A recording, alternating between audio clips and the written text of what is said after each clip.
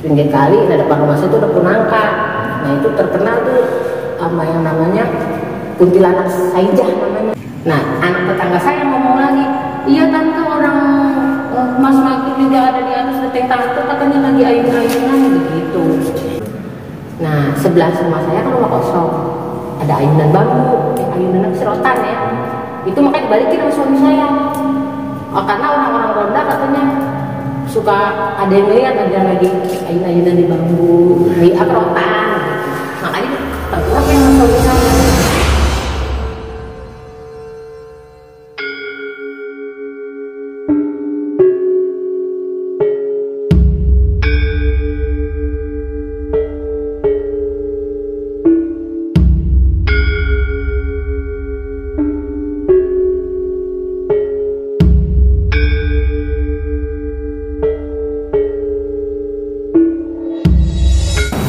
Assalamualaikum warahmatullahi wabarakatuh. Balik lagi sama gua Febri Riot di channel Tentang Mereka.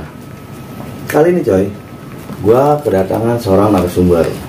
Dia seorang ibu rumah tangga yang udah pasti perempuan.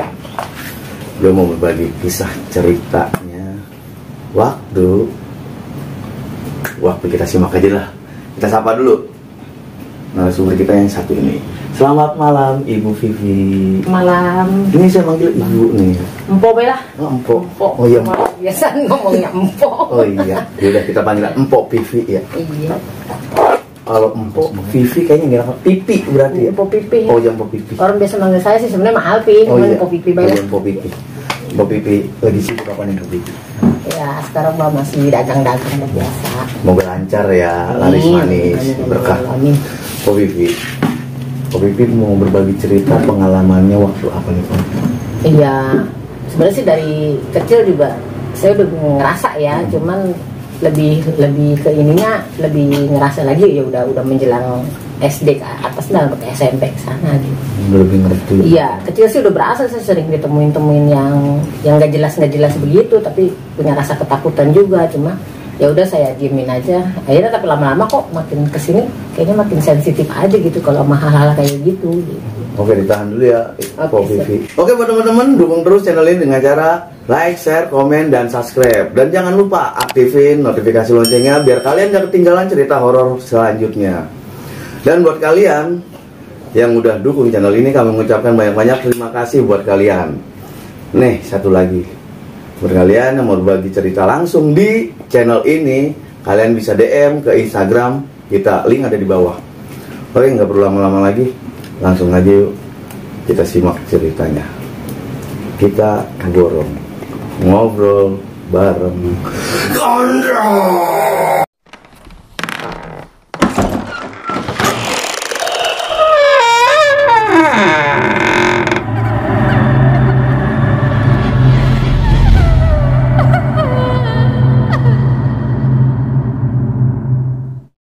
Oke Bu Vivi, bisa diceritain gini, awal mula itu kejadian di tahun berapa itu Pak? Tahun berapa ya? Tahun 80-an lah.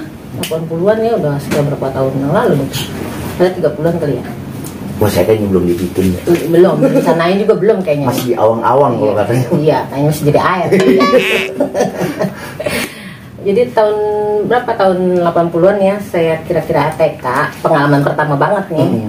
Saya punya orang tua angkat itu nggak punya anak gitu, punya anak satu laki, dia pengen anak perempuan. Jadi saya kemana-mana sering diajak tuh sama dia. Nah pas kebetulan saya diajak nginep nih ke rumahnya. Namanya rumah zaman dulu ya, tahun 80-an masih bilik bambu, nggak ada internetnya tuh. Saya lagi tidur, antara mereka tuh pada ini, saya di tengah-tengah. Pas saya berbalik ini ngelihat di atas tembok tuh kayak ada bayangan putih kapas gitu loh, tapi berbentuknya orang. Itu bolak-balik, bolak-balik gitu kan. Saya kan langsung tutup mata tuh begitu. Saya ceritain besoknya, katanya itu mah udah biasa, kata orang tua angkat saya. Lah kesininya lama-lama kok saya jadi kayak sensitif gitu kalau ada kayak gitu tuh. Saya langsung berasa, langsung kayak rasa-rasa kayak orang mual gitu, kayak ada energi yang mau masuk tapi diri saya tuh nolak gitu. Itu udah berasa tuh dari TK. Kayak macam gesekan begitu. Iya. Tapi kan nggak saya kalau kata orang mah udah diasah gitu biar bisa ini. Tapi saya kagak mau lah ngeliat kayak gituan, mau ngapain ya. Nah lebih berasanya lagi ya udah menjelang SMP kesini dah tuh terus. Saya pikir hilang dengan sendirinya gitu, tapi makin kesini makin berasa. Makin jadi. Ya, apalagi rumah saya Tanah Kusir itu kawasannya emang ke apa terkenal kawasan angker. Saya di pinggir kali itu posisinya rumahnya, di pinggir kali. Nah depan rumah saya itu ada Punangka. Nah itu terkenal tuh sama yang namanya kuntilanak saijah namanya. Sampai tahu namanya. Itu kan gara-garanya kita zaman dulu tuh suka main jalangkung tuh yang pakai duit tuh. Main begitu? Pernah, ceritanya malam Jumat tuh sama teman-teman saya. Kita main jalangkung katanya, tapi udah dipesenin tapi pulang tidak diantar begitu ya. Kita pakai yang kata duit, akhirnya jalan sendiri tuh masuk ke duit. Memang bener itu saya ngalamin itu. Nggak bisa kita tahan, ini tangan tuh jalan. Nyebutin tuh dia namanya si Saijah tuh. Terus sampai kita tanya kenapa bisa jadi hantu, dia bilang itu dia pernah diperkosa lagi zaman company, nggak tahu lah itu zaman berapa, saya juga nggak tahu. Dia bilang pernah diperkosa waktu zaman company. Nah lah di situ katanya banyak kebun karet katanya dulu, saya juga nggak tahu ya, namanya saya tinggal di situ dari tahun 80-an doang. Katanya habis diperkosa dibunuh sama company, mayatnya digantung di kebun karet, makanya jadi dia apa namanya kayak gentayangan gitulah. Saya juga tadinya nggak terlalu ini, tapi karena sering setiap saya main saya ketemu mulu, kepergok dia mulu, jadinya ya udah saya udah terkenal aja sama Mas Saijah, udah biasa gitu. Karena awal mulanya kecil itu bisa ngelihat. Iya, awal mulanya itu kesininya kok. Nah ada yang bilang juga nenek-nenek tempat saya itu katanya aja mah juga jarang begitu, saya kagak ngerti, gak jarang bagaimana, sampai saya raba-raba juga kita kagak ngerti ya. Udah, akhirnya sampai kesini dah tuh saya sering banget. Nah, apa namanya, kalau ada apa-apa tuh udah berasa duluan. Lebih saya peka, lebih sensitif gitu. Iya, lebih sensitif kayak begitu. Nah udah gitu, apa namanya, kalau saya main nih malam gitu, kakak saya udah nyuruh pulang, bapak saya nyuruh pulang. Kita kan masih main banget, apa zaman dulu tendang kaleng ya, mainan tendang kaleng, kita pada ngumpet gitu. Ada teman saya yang diumpetin sama kalong wewe. Itu abis maghrib kita main kan pulang dulu nih, kalau maghrib mau suruh pulang, udah mama pulang kan gitu. Nah kalau wewe itu dicamurin pakai segala apa tuh alat-alat dapur tuh, ada tampah apa segala macam, dia gantungnya di pohon apa namanya sih kalau kata kita kapuk, pohon randu. Itu ada di situ dia sendiri nyeritain tuh pengalamannya waktu adik kalau itu pakai apa perabotan dapur. Iya, tapi ya bukan orang sembarang juga yang nyari. Maksudnya kita ke orang pinter zaman dulu apa percaya banget sama gitu-gituan. Udah gitu dicari ketemu, tapi setelah itu anaknya jadi gagu. Maksudnya nggak bisa, nggak tahu dah bagaimana ceritanya. Saya juga kan kurang paham ya, namanya masih kecil. Tahu-tahu emang dia dibilangnya makanya sakit panas katanya jadi gagu. Tapi emaknya bilang ya dia dulu di itu yang kita pada main tendang kaleng jadi umpetin itu adanya di daerah rumah saya yang paling belakang tuh. Sekarang udah jadi jalan raya arteri sekarang mah. Jadi efeknya jadi gagu. Iya, jadi gagu itu dulu.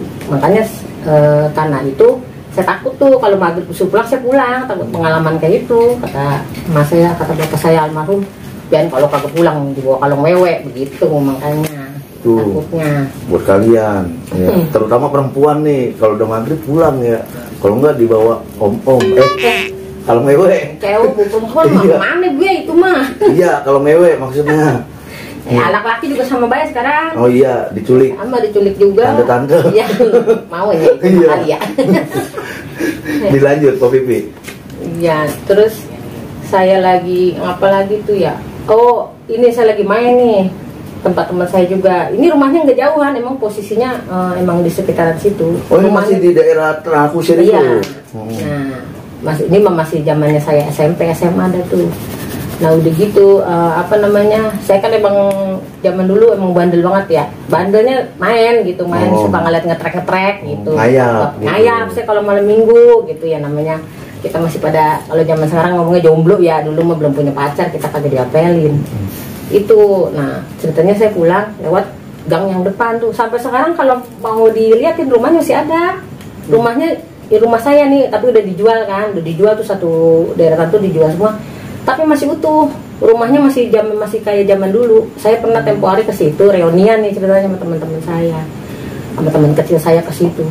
bener-bener masih kayak dulu, masih anyepnya ruangan kamar-kamar saya itu masih ada. Berarti belum ada renovasi sama sekali? Belum ada, cuman rumah yang pinggir sini aja yang udah renovasi, yang sebelah sana mah belum, masih bangunan lama. Teman-teman saya juga kalau ini sama ya, ketemu saya waktu pas reunian itu, saya ngeliat tuh ada nenek-nenek yang waktu kecil saya lihat masih kenalin nenek-nenek kepalanya segede gentong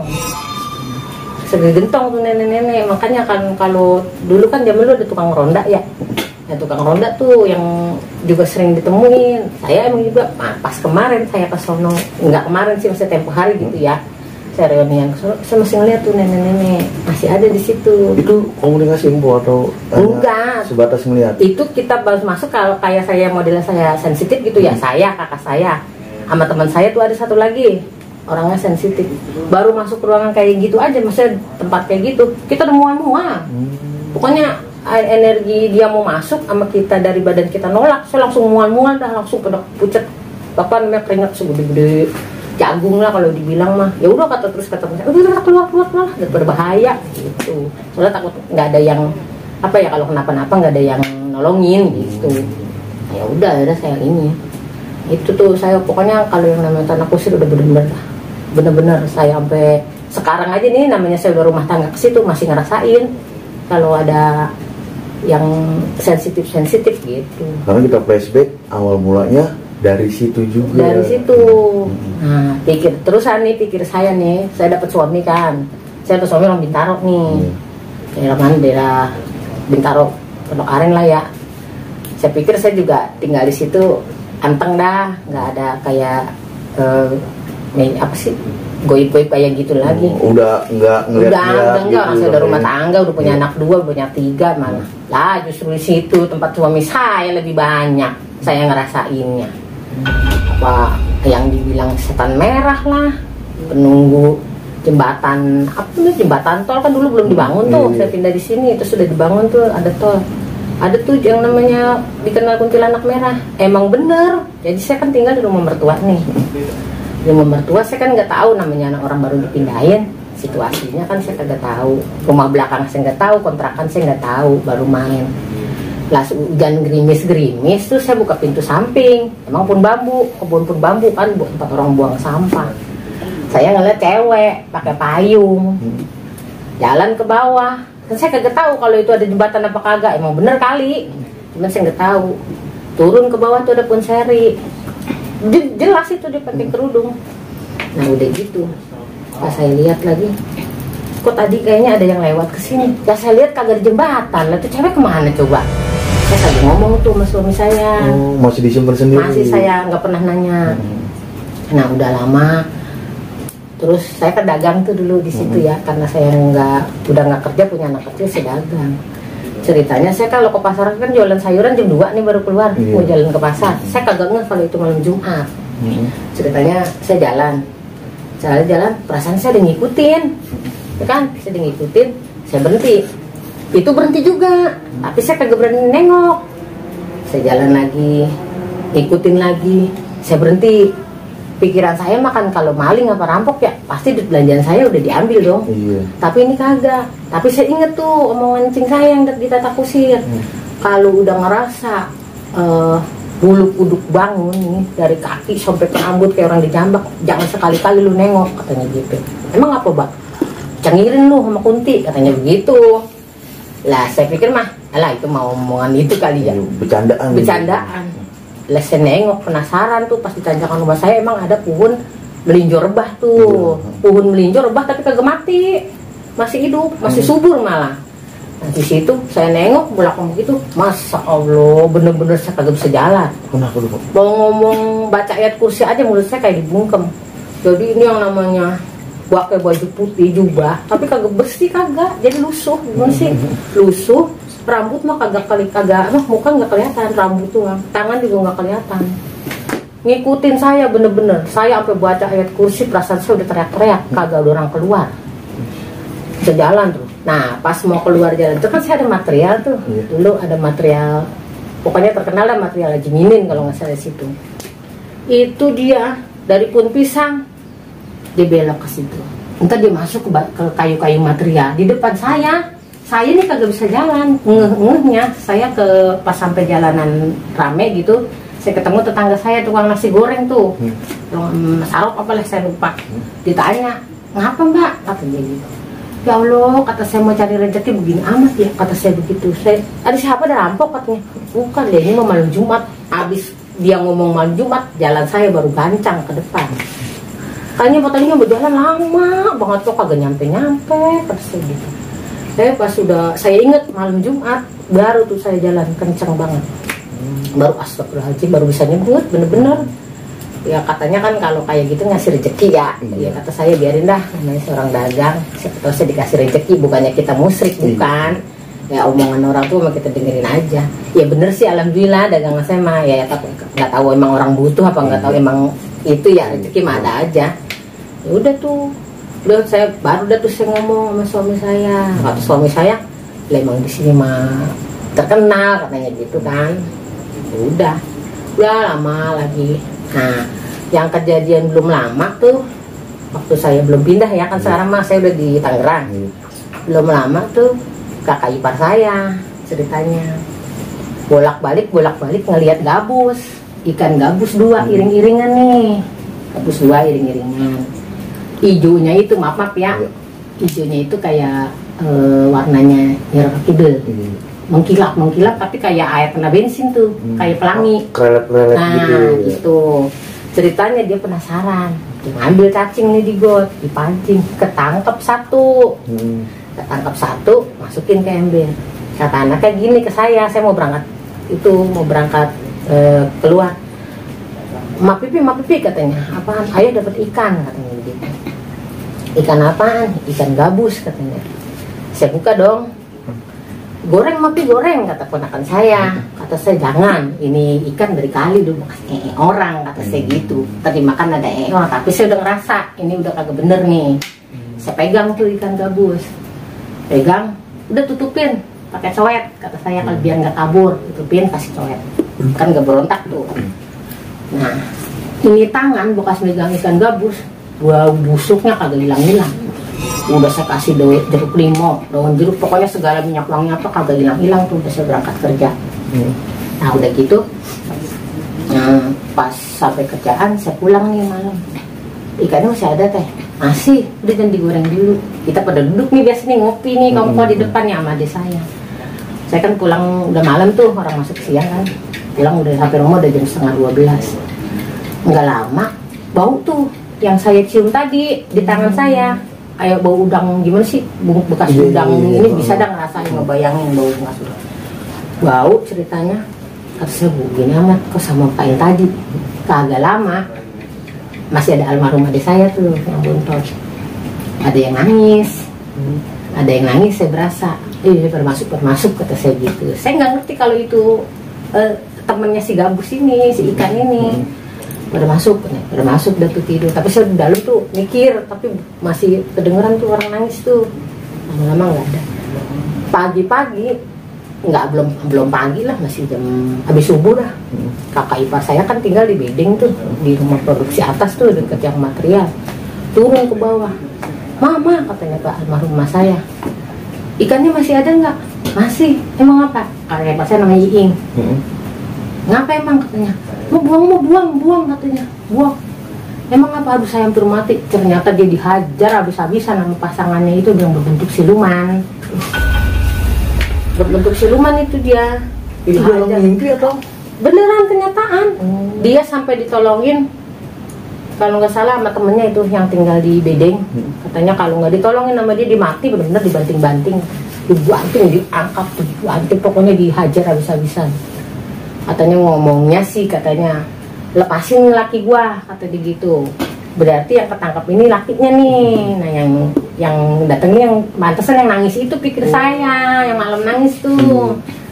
Udah gitu lepasin, akhirnya dilepasin kan. Dia udah mau mati, orang sampai meriang gitu. Dilepasin, pas dilempar begitu, itu yang satu ikan nongol. Habis dilemparnya ke kali, yang satu nongol itu yang ikan gabus udah iringan aja. Sampai sekarang nggak pernah kelihatan lagi. Sampai sekarang nggak pernah ketemu lagi. Udah tuh dari situ, wah kata saya udah bener-bener dah. Nah, berarti saya punya rasa apa namanya sensitif, saya masih, makanya hati-hati. Makanya suami saya mah kalau apa-apa nggak pernah nyuruh saya kemana-mana. Kok saya kayak jalan-jalan kemana naik motor gitu misalkan, saya disuruh sama suami saya ingat baca-baca gitu. Maksudnya jangan kosong, main istighfar katanya. Soalnya saya gampang banget kalau itu, kalau kosong dikit tuh suka. Kadang saya diceritain apa namanya, mama suka kesurupan gini. Saya kan anak penasaran, kata saya videoin dia kalau gue kesurupan, pengen tahu gitu. Pengen ngeliat buktinya. Iya. Gitu. Itu pun saya pernah ikut tugas suami saya ke Megamendung, nyusulin nih ceritanya. Ya namanya perempuan kan wajar nggak percaya ya. Habis sampai saya telepon, oh ada suara cewek mulu lah, kita kan penasaran. Diajaklah saya ke sono ke Megamendung. Di Megamendung juga situasinya waktu itu pembangunan apa ya, Wisma Mahkamah Agung apa, suami saya jaga dulu di sono. Nah ceritanya ada pohon bambu rindang banget lah. Kata security sono gini, Bu jangan ke sono ya katanya. Saya kan orangnya ngeyel, lah emang apa sih kata gue, tiba ke sono aja kagak boleh gitu. Saya ke sono lewat, emang rindang banget katanya, di sana ada warung. Saya kan takut ya, kita ya namanya waspada, wajar lah namanya kita mempertahankan waspada dalam arti iya, takutnya kan baru remeng-remeng begitu. Geremeng. Nah akhirnya saya ke sono tuh nekat kan, terus ada apa kata suami saya kan begitu. Ya emang kita nggak nemuin apa-apa, ya udah saya percaya. Lah pas pulang itu dari Megamendung saya diikutin. Dalam perjalanan? Iya, saya berasa ini saya tuh berasa pas di pom bensin mana gitu daerah Bogor, pas sebelum ngelewatin kali apa, saya nggak katanya saya kesurupan. Yang ngikutin saya 3 katanya dari Pelabuhan Ratu, 1 nenek-nenek, 1 lagi kuntilanak, yang 1 lagi apalah berjubah, saya nggak ngerti gitu. Pas saya kesurupan tuh sampai di rumah juga ada yang nolongin saya tuh, namanya Bapak Warsum tuh nolongin saya. Emang dia datang itu katanya botol aqua segitu gedenya, saya bejek sekali bejek. Saya mah diceritain ya, orang kita, kata saya juga makanya kalau gua kesurupan tolong videoin, gue pengen tahu gitu. Saya bejek itu botol aqua segitu gedenya. Begitu saya minta rokok katanya, dikasih rokok itu sekali isap itu langsung jadi puntung semuanya. Kata saya, ya beneran apa, masih ada sama bapak saya minta makannya kembang kenanga, tapi saya lancar bahasa Sunda. Padahal enggak. Padahal ini saya kagak lancar bisa membahas saya begini, tapi saya ngomong Sunda katanya.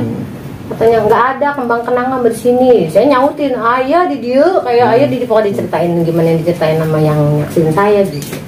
Bener kembang kenanga katanya, saya makan. Dimakan, bener-bener dimakan. Coba kalau sekarang saya suruh makan kenanga, boga amat. Kalau makan nangka ya mau ya. Nangka sih mah. Kembang kenanga, maksud rasanya bagaimana ya? Coba lah katanya. Coba lu makan. Suami saya suka ngeledekin. Makan dia kembang kenanga. Boga amat katanya. Masih ngeledekin. Boga amat lah, dulu lu makan kembang kenanga doyan bener katanya. Gimana kita nggak ya, orang kita sadar. Itu kan yang ngikutin. Nah dari situ suami saya ngerasain keanehan di saya.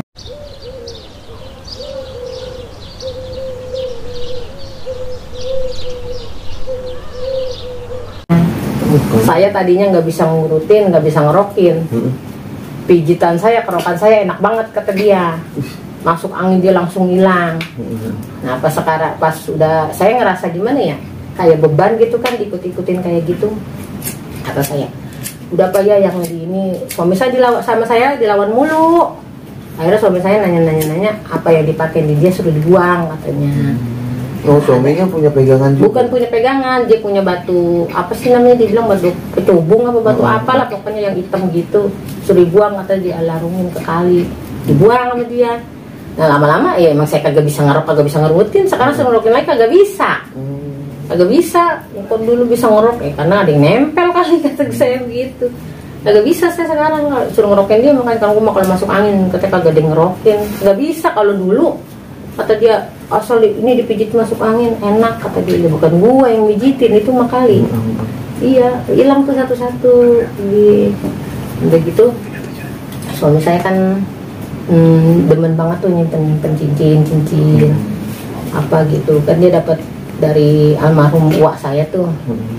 batu kayak batu telur sama apa potongan kuping macan Sumatera, sama keris itu kecil. Kata saya buat apaan gitu-gituan, kalau kan namanya ada godamnya ya, takutnya minta makan gitu, kita kagak bisa nyediain, kita mau ngempanin gitu-gituan lah, sewajarnya aja kata saya.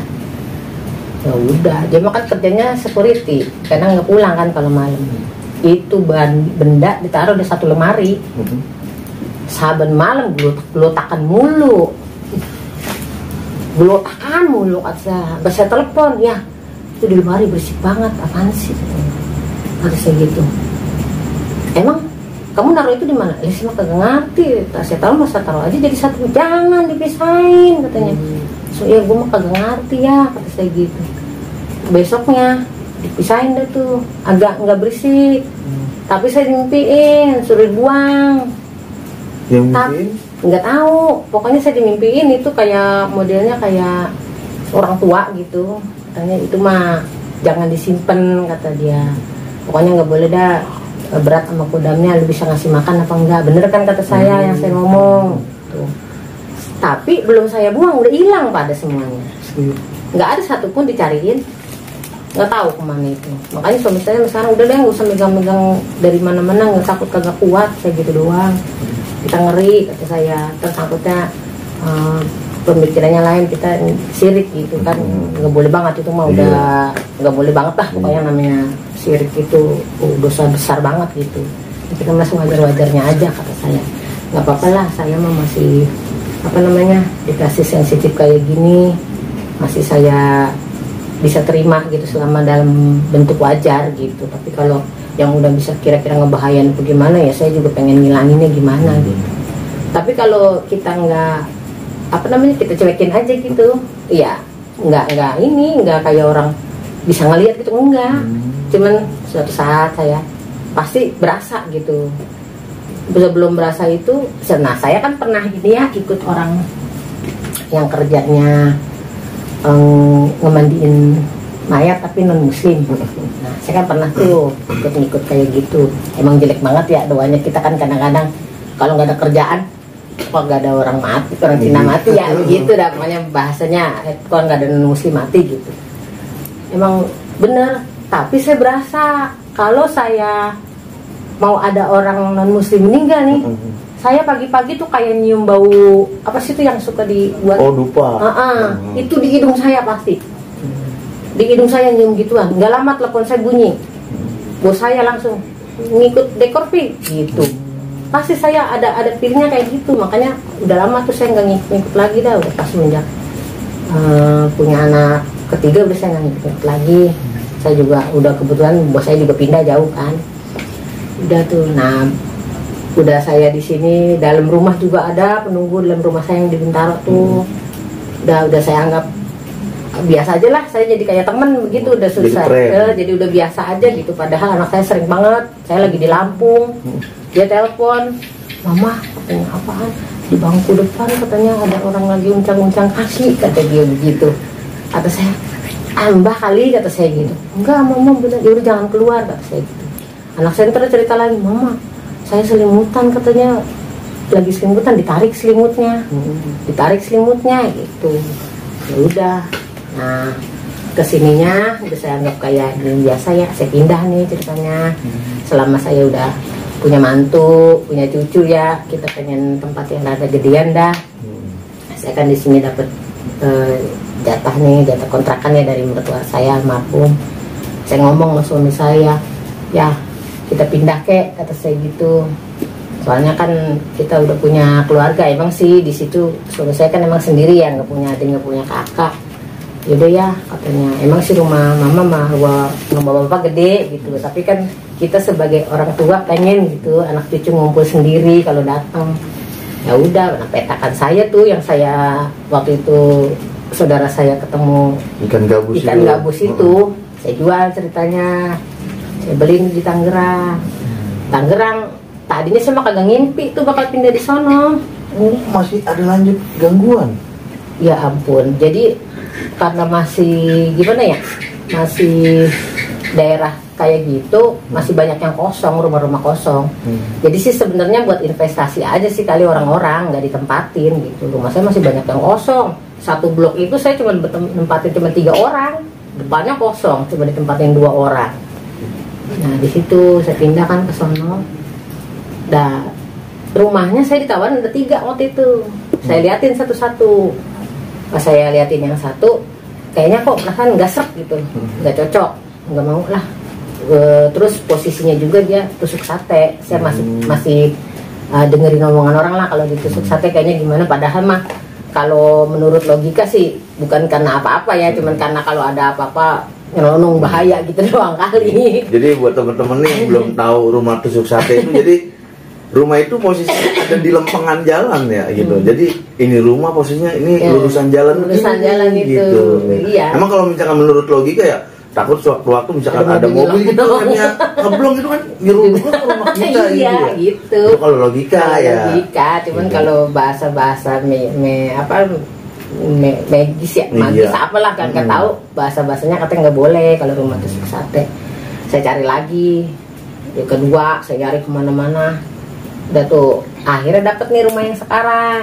Anehnya rumah yang sekarang saya baru ngintip doang loh, belum dikasih kunci masuk, saya udah serap di rumah itu. Saya baru ngintip dari jendela.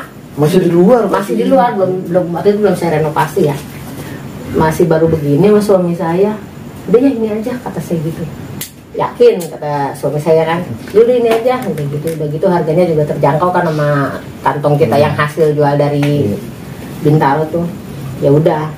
Saya pikir mah aman-aman aja dah nih tinggal di situ, nggak ada saya nggak ada ini lagi dah gitu. Pokoknya udah saya mau biasa aja gitu, maksudnya mau normal aja gitu, nggak mau ngeliat-liat kayak gitu. Nah ceritanya malam-malam suami saya tidur, dia tahu kan kalau saya sensitif.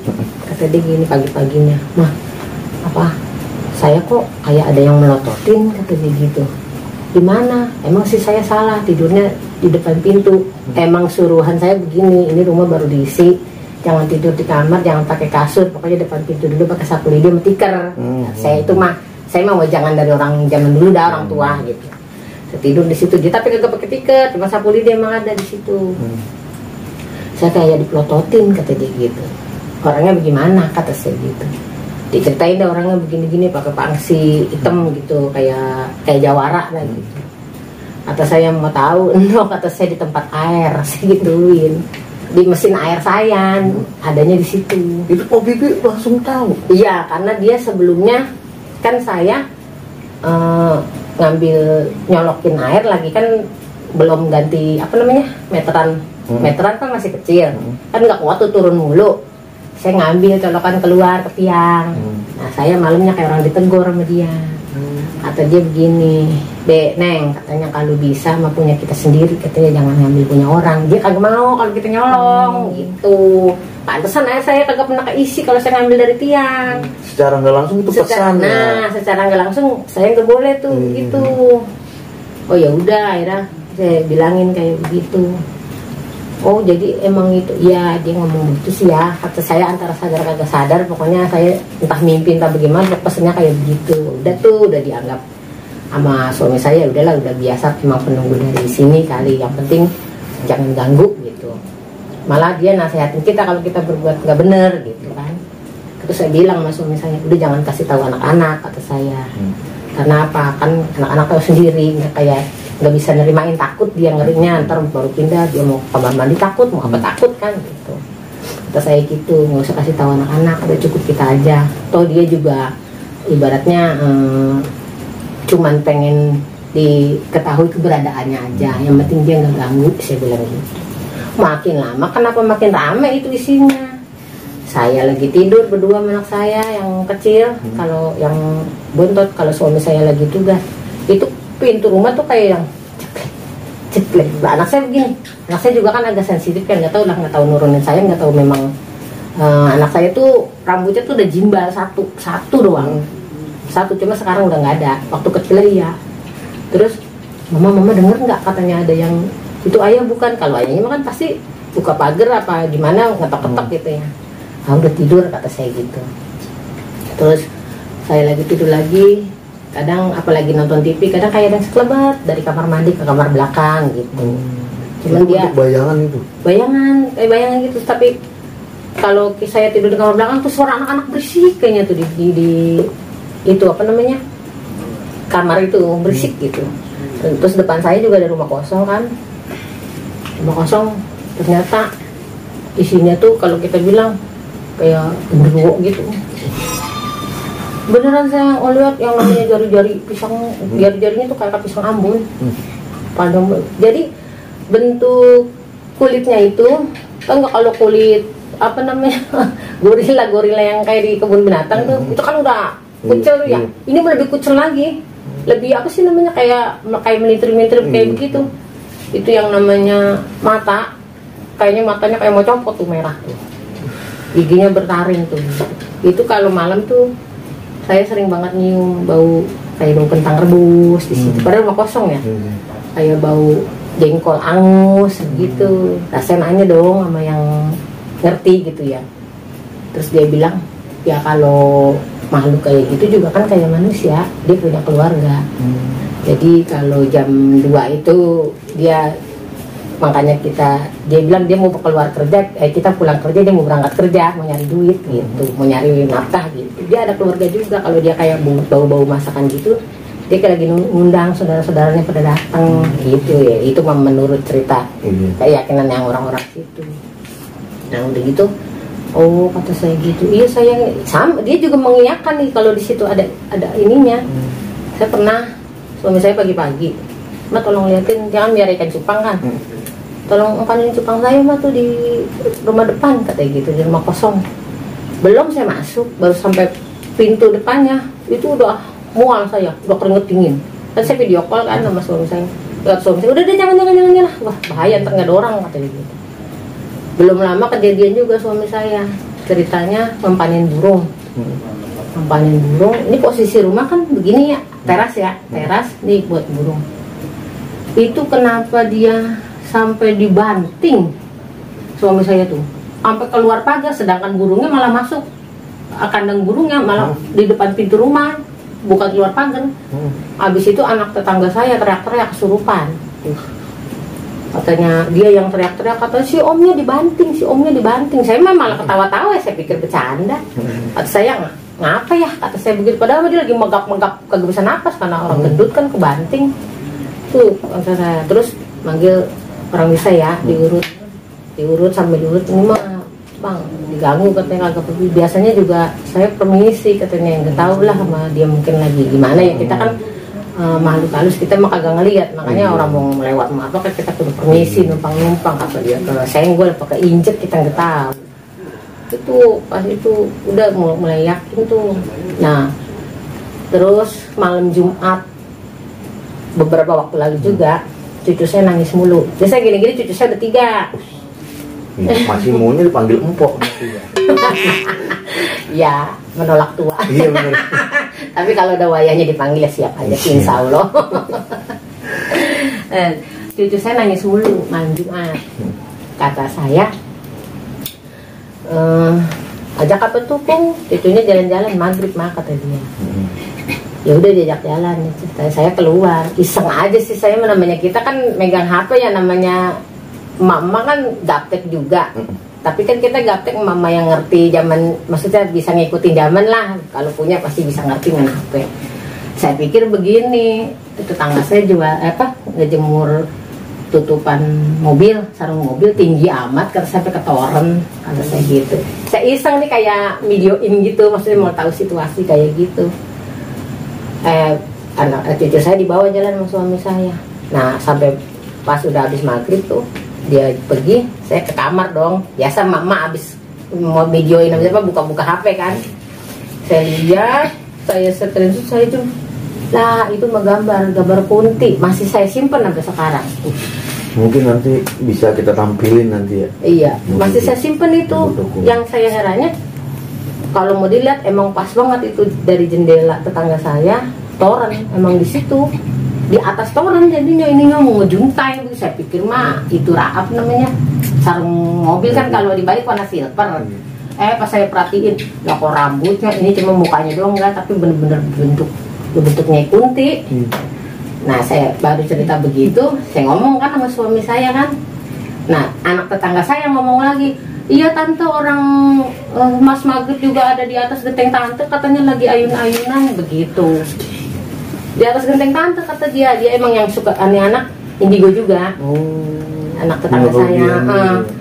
Nah sebelah rumah saya kan rumah kosong, ada ayunan bambu, ayunan apa sih, rotan ya. Itu makanya dibalikin sama suami saya.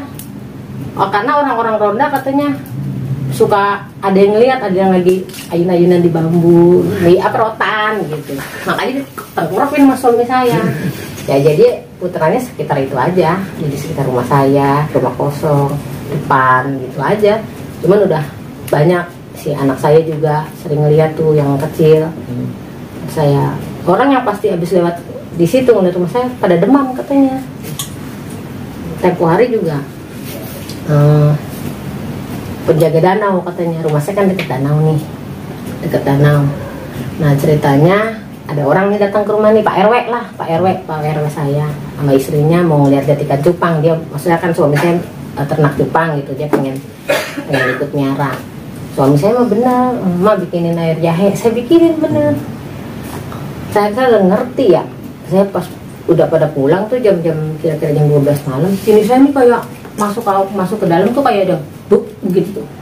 Saya begini aja nih, sama anak saya kecil gini, dia tuh ngomong kerucin kata saya, ini kok nggak enak amat.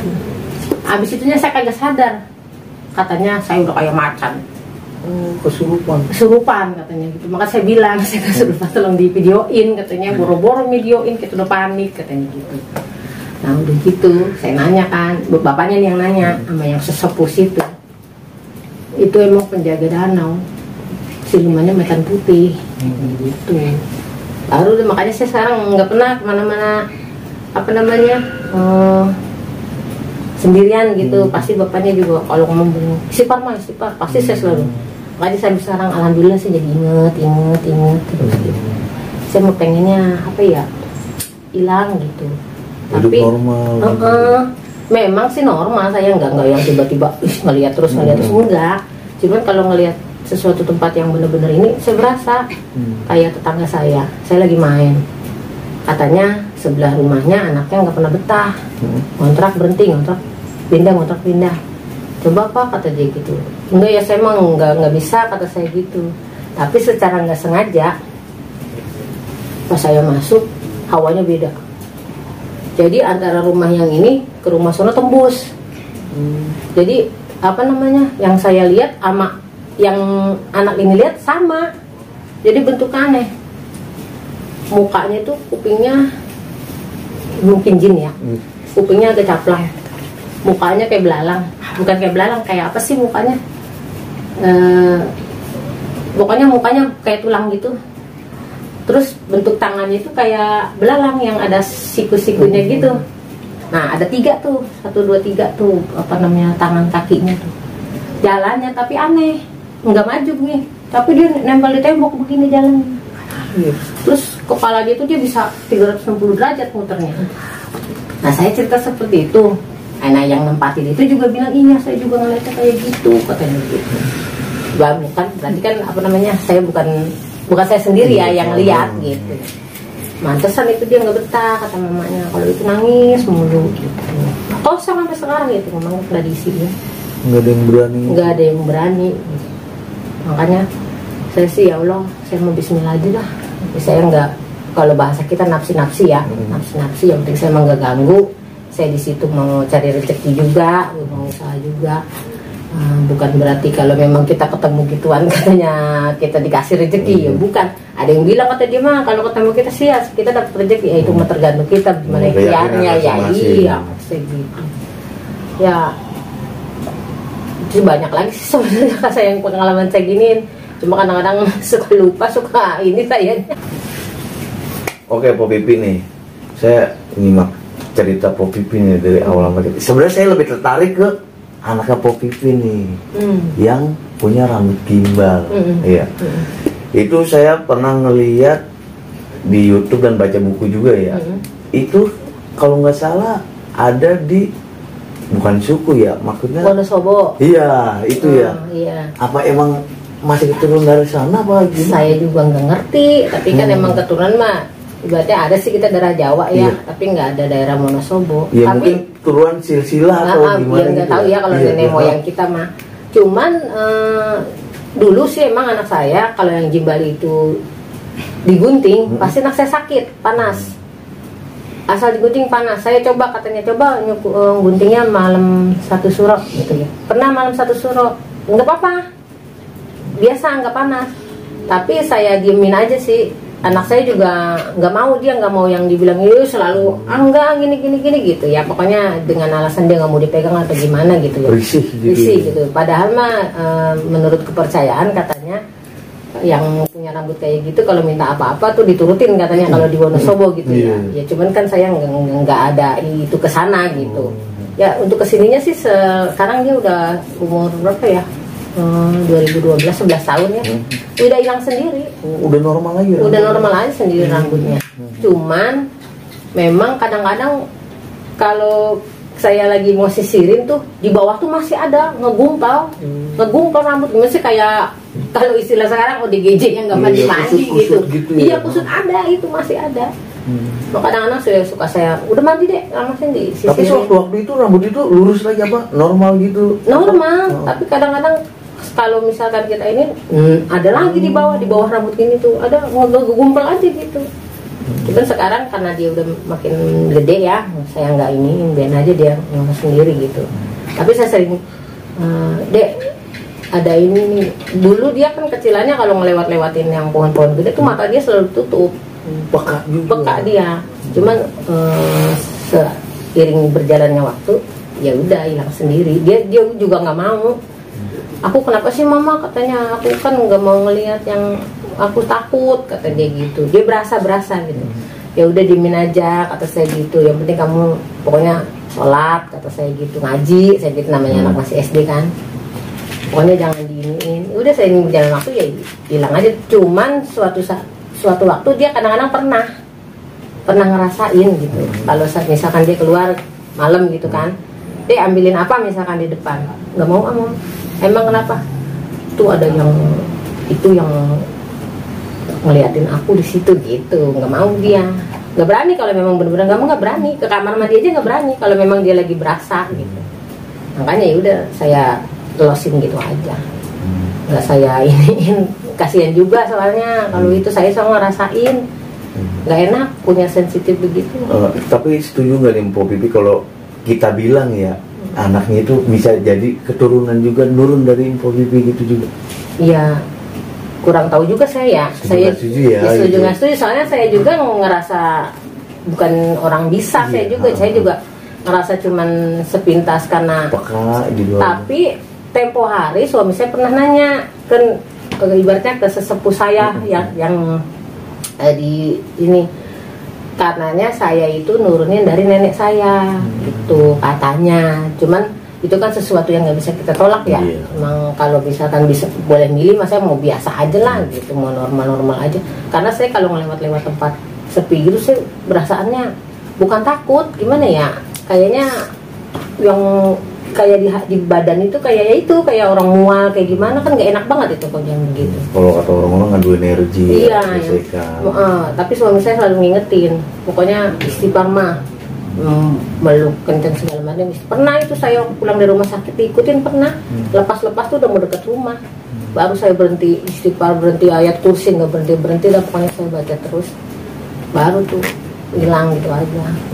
Berarti selama ini ada sosok suami yang siap siaga yang selalu ngingetin Po Pipi. Iya, terus kata suami saya juga bilang, saya ini ada yang ngikutin, godam saya tuh kayak anak kecil gitu.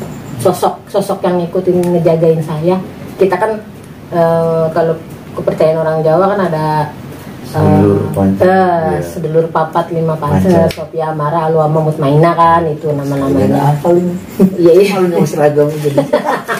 Ya itu kayak gitu. Nah sedulur saya tuh udah ngikutin, katanya berbentuk anak kecil gitu yang ngelindungin saya. Ya saya sih nggak terlalu yakin ya, yang ngelindungin saya tetap sama yang Allah alam ya, kita balik lagi ya ke sang pencipta ya. Oke Po Pipi, terima kasih banyak nih. Mungkin di next kita bakal undang lagi nih. Kayaknya banyak nih cerita-cerita dari Ko Vivin ya. Ko Vivin, terima kasih banyak, panjang umur, sehat selalu, semoga dagangannya laris manis, rezekinya berlimpah ya. Sehat selalu buat keluarga juga ya. Doa terbaik juga ya buat Amin. Bang Febri. Oke buat teman-teman, gimana tuh cerita dari Ko Vivin? Yang pasti bikin bulu kuduk kita merinding ya. Ingat, banyak tuh pelajaran dari ceritanya Ko Vivin. Ambil sisi positifnya, buang jauh-jauh sisi negatifnya. Dan satu lagi, ingat, jangan pernah takut dengan adanya hal yang tak kasat mata, tapi kita harus yakin bahwa kita hidup berdampingan dengan mereka. Gua Febri undur diri. Assalamualaikum warahmatullahi wabarakatuh.